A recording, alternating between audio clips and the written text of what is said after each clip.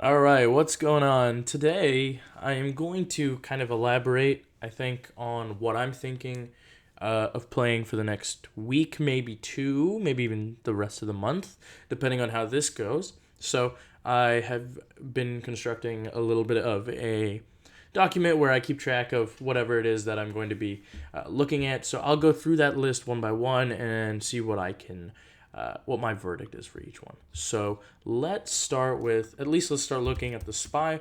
Um, buddy, all right, there we go. So what we know so far with the spy is we had this major wick pullback on. And right now I'm looking at the weekly, and now the reason this is interesting to me is because when I had originally played or considered playing on my TTM squeeze, I wanted to make sure that an uptrend was coming in. Now, from the looks of it, this is the weekly, not the daily. The weekly is showing me that um, the stock, the ETF, and the market in general is bouncing off this 50-day SMA. I believe that's what that is. Let me check to be sure. This is the this is the 50-day SMA. The 200 day is down here, which makes a lot more sense. So now it's bouncing off this. It's hitting support. I mean, what you have to understand is that technically, no, this line is not actually what's holding up the market. There are different pieces of information that are holding up the market, and this just displays it. One of the main issues that you have to remember to concern yourself with is that these are designed by human beings. This SMA was designed by a human being, and so that doesn't have any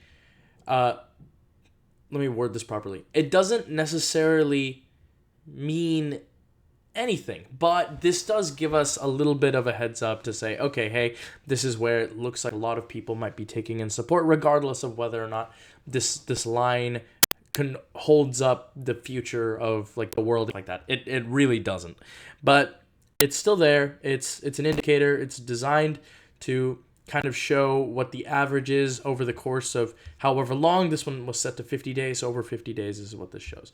Now, what I really like about this on the weekly is this huge wick. What that wick means is there was a lot of buying pressure that kicked in after a big drop had happened. Now, half of this drop is due to the ISM report release, putting it, I think, at an all-time low. But let's look at the daily just to be sure what's going on right now. All right. So here we go. So we see that the market has been kind of following in this sideways-ish trend, but also a little bit downward as of right now. The ISM reports crashed. There were not just the ISM report. There were a few different reports that ended up bringing us down here. Then the report was released on the 3rd, and then the market decided that it doesn't really care that much about that support. But either way, it took support here. If you look at the 200-day now, it's actually what our support is. The 200-day theoretically is a lot more powerful. Like I said, don't entirely believe it. This is just what I use to visualize it. There are a lot of other elements here that are in play and that you have to think about, but these are what I'm looking at. Now, what I'm looking at is this is my list right now. This is not my completed list. This is what I've looked at in the recent hours. So this is what I'm thinking about doing. So I will probably come up with a strategy for each one. Hopefully, if I end up taking these, sometimes I write things in my book that I don't end up playing at all. So that's another thing that you have to kind of be wary of, is watching the price action to make sure that these actually work the way that you want them to. Now, let's start with, now that I know that the SPY is kind of turning around, this could possibly go back to 300. I'm not sure how many times it's going to be doing this, but we'll see. We'll find out what our resistances are and what it needs to be. Right now it's starting to look like it's probably 295, 297, one of those areas. So that's one. So let's start with AMD. So AMD has kind of been in this longer term down run ish. It's not exactly bearish. It's mostly what is this? It's moved probably from the high of this point to here. I can't even really see that. From here, I gotta. Wow, every time, I swear to God. Okay. So what? It's moved. Wow, 16%. But if you're considering this range is only jumping from about 3% each time. So we're getting like these troughs and these arches that show us that, hey, it's going up, it's going down, but it's more or less just wedging in a particular direction. Now, this is what I like again. And this is something that we're going to be seeing on every single stock for the most part. Most of them are behaving very similarly, and they are taking support at this SMA. They have a long wick down, and then they're pulling up. So that is something to keep your eyes on. This did actually show up on the short squeeze recently, the TTM right here. It is in the shorts direction, but I don't know the history of the TTM with AMD. It doesn't look like it's very accurate because it happened here. You got this uptrend. You didn't really get it. So yeah, I don't think it's working on this. And let's look at the weekly really quickly. So on the weekly, we're seeing a similar thing. I really like this doji. I don't like the volume on it. It's definitely below average, and that doesn't give you any indication for a move per se. However, I think with the recent news of Microsoft implementing the AMD Ryzen chips in their newest lineup of all their Surfaces, their Surface lineup is pretty amazing, and I think that that's something to keep a lookout for. That AMD is starting to become the preferred chips, and because of that, so the AMD is kind of the preferred chip maker as of right now, and that's really great because AMD is a very good company, and the Ryzen is extraordinarily powerful, and it's very cost effective, and in such a way where it actually is convincing a lot of people to switch. Microsoft up until this point has been using Intel chips for I don't know how long. So this is a very interesting change of pace. Of course, Microsoft is relatively new in the space for making computers and things like that. They were primarily software for a long time, actually. But now we can see this showing up, that it might actually show up in an upward direction for us. So that is likely what I'll do. I'm thinking, as opposed to playing the upside, because I don't know how big of a move I'm really going to get out of this one.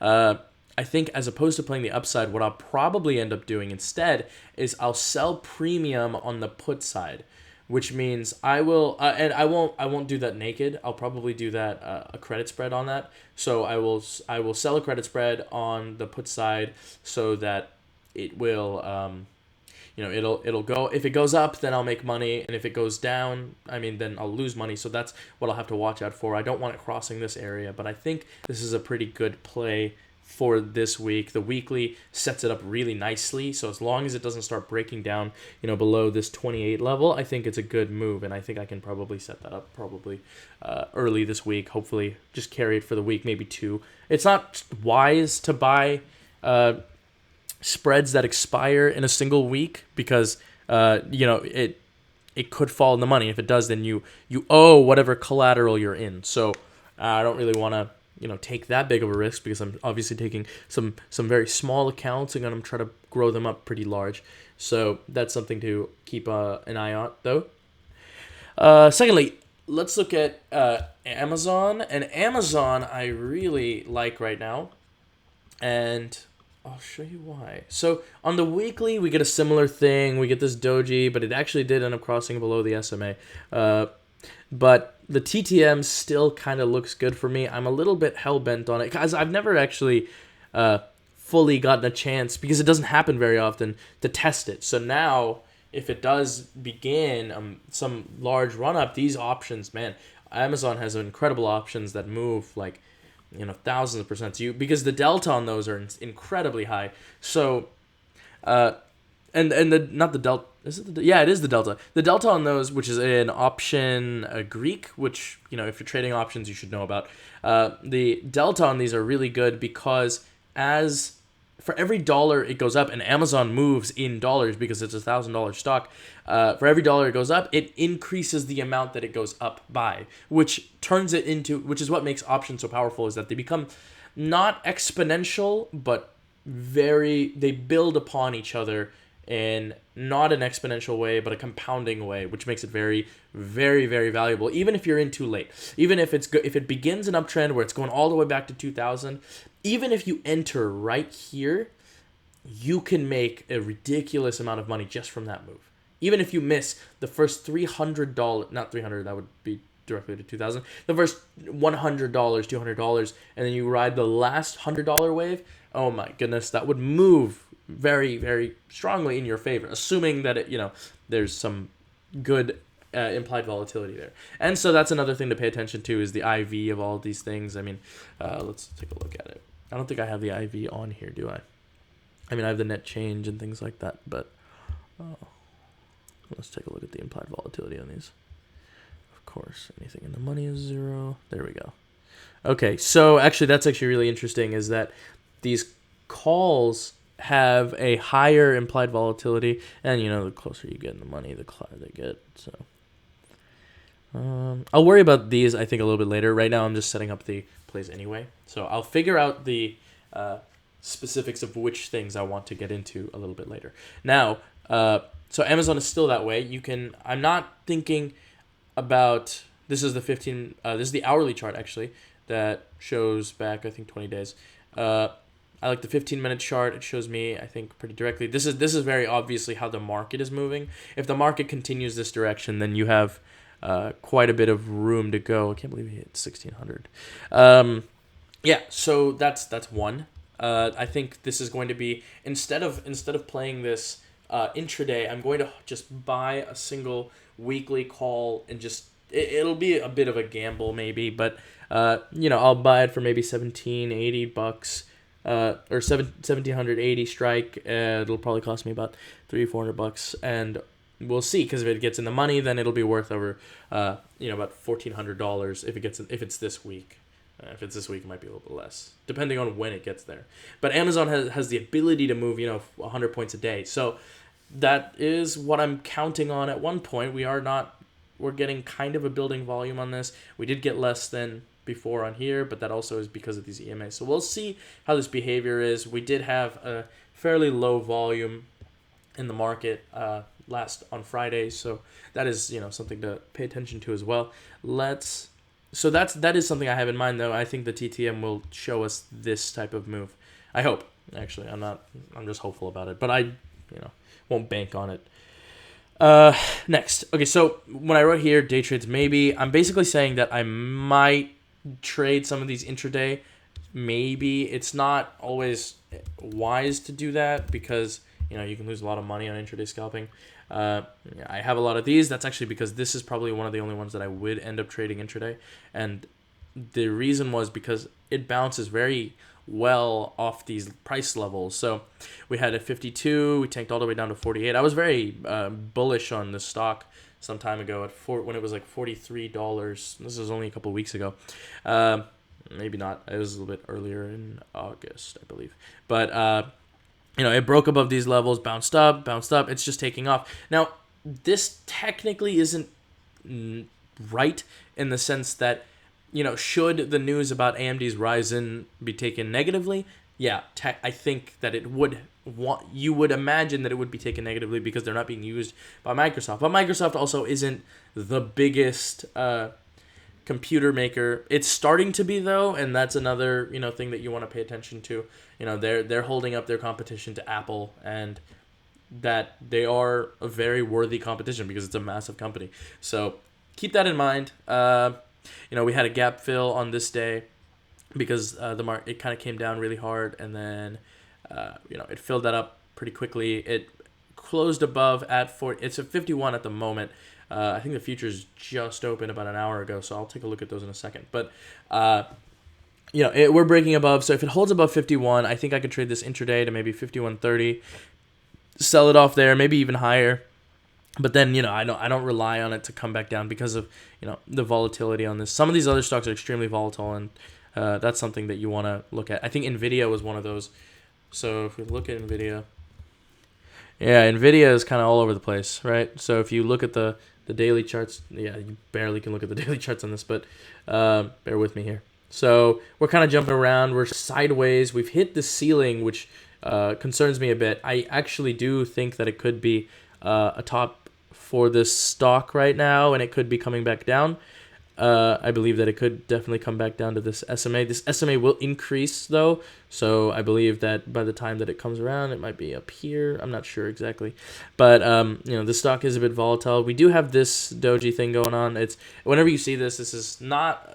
When you see a downward trend and then you see a doji and then you see a bullish candle, you kind of can expect a few more bullish candles. And the weekly is really good for just purchasing a weekly option and then holding it through the week. It's dangerous though because you can lose it all, but I have made quite a bit of money off just takeoffs like that. They also did have an earnings report where they did beat. Yeah, they did beat. They did very well. They moved.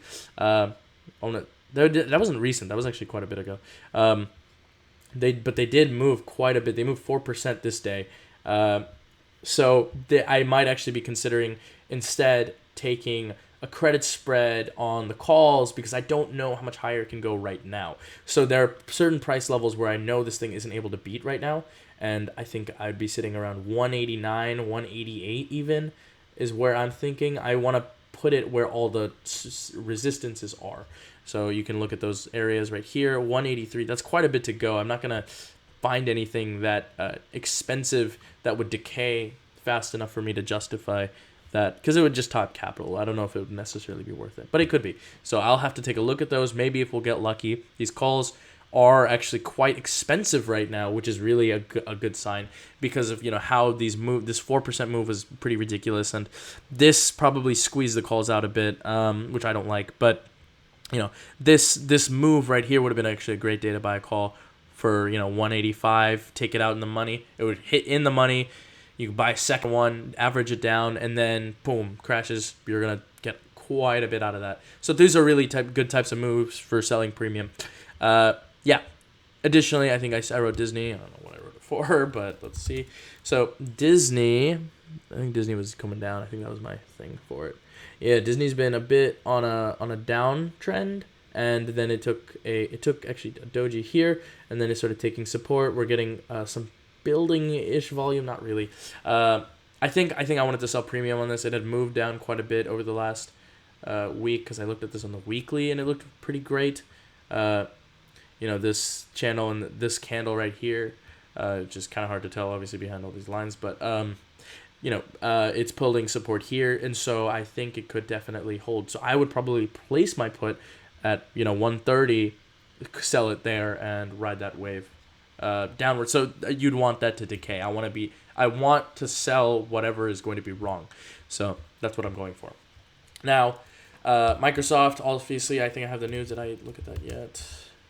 Yeah, Microsoft is obviously a mess, as you can see. I think Microsoft is extraordinarily volatile, which is fun for me, I think, because this is over 20 days. It's jumping all over the place.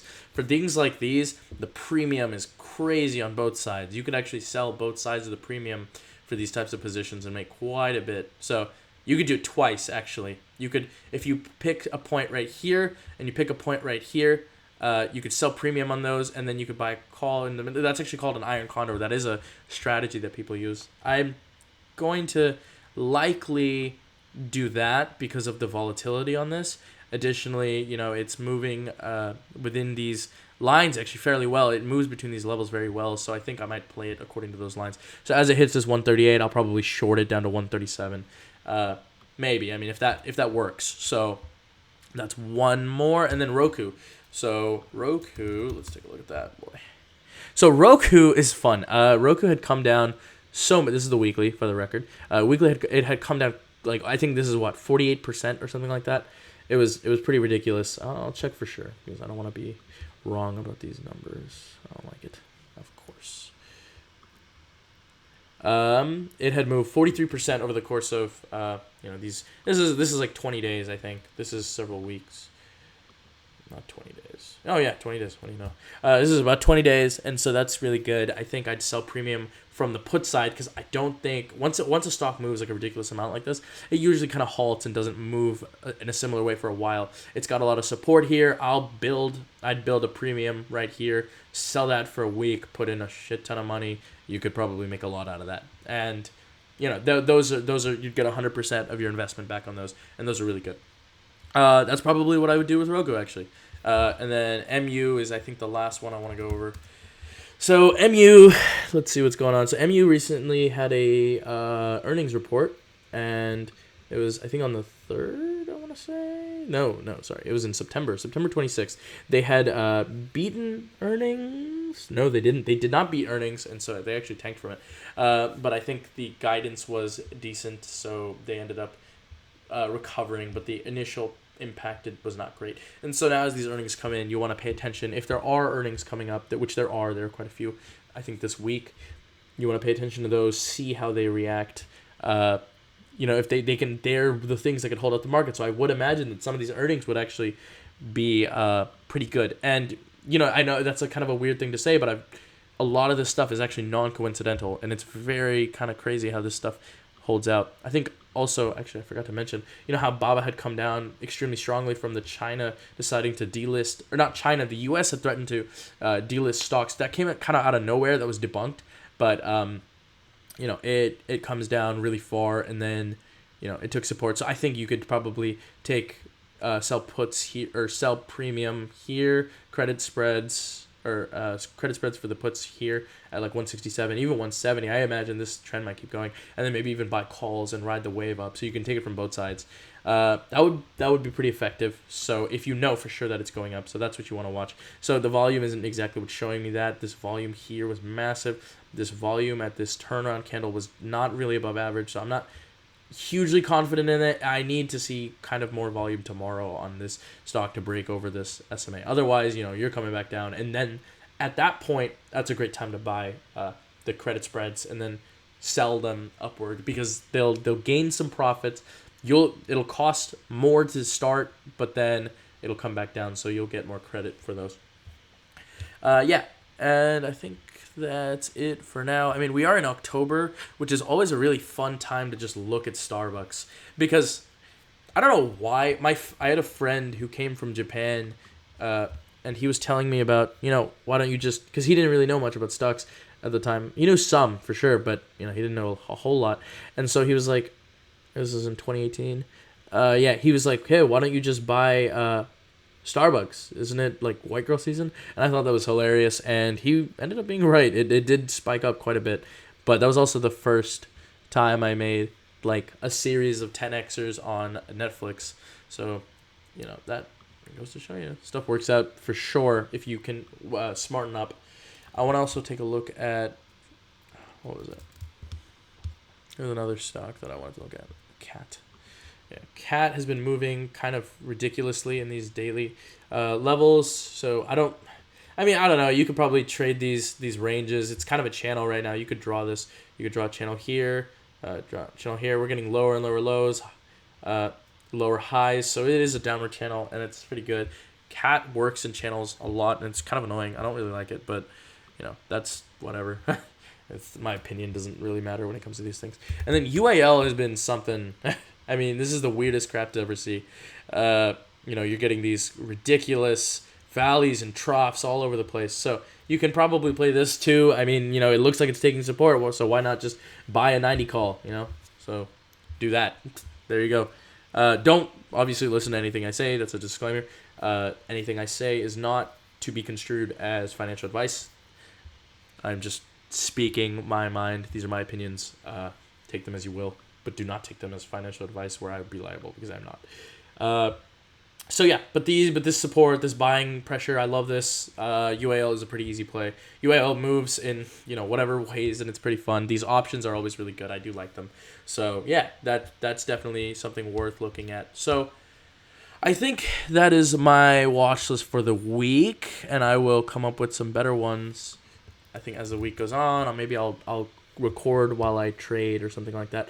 Right here, BA is looking, everything kind of is lining up the same way. So, keep that in mind when you look at the market, that some things do work in tandem. It seems to be working in tandem on most parts right now. And the TLT is coming up as well, so maybe I'll start selling some TLT. I actually I bought a TLT position for for $21.